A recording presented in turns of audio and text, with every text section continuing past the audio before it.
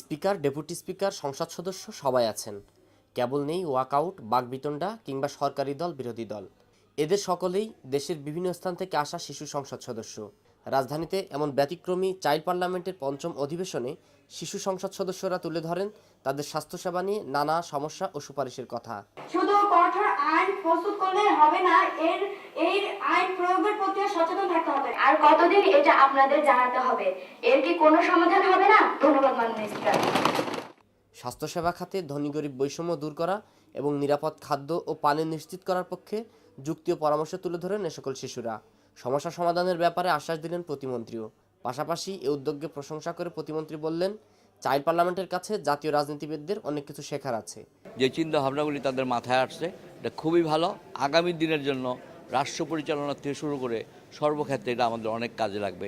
Child পার্লামেন্টের সদস্যরা মনে করেন, জাতীয় সংসদের মতো চাইল্ড পার্লামেন্টেরও গুরুত্ব আছে, কিন্তু এই পার্লামেন্টে মন্ত্রীরা অনেক সমস্যার সমাধানের আশ্বাস দিলেও অনেক ক্ষেত্রেই এর বাস্তবায়ন হচ্ছে না।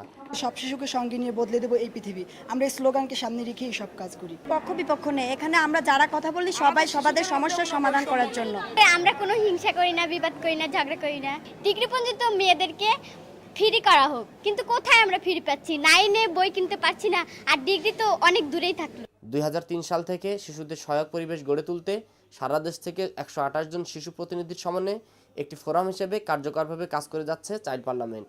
ব্যতিক্রমধর্মী এই পার্লামেন্টের অন্যতম উদ্যোক্তা সেভ দ্য চিলড্রেন অস্ট্রেলিয়ার কর্মকর্তাও এর ইতিবাচক ভূমিকা নিয়ে আশাবাদী। It's a wonderful example of children having a voice in this country.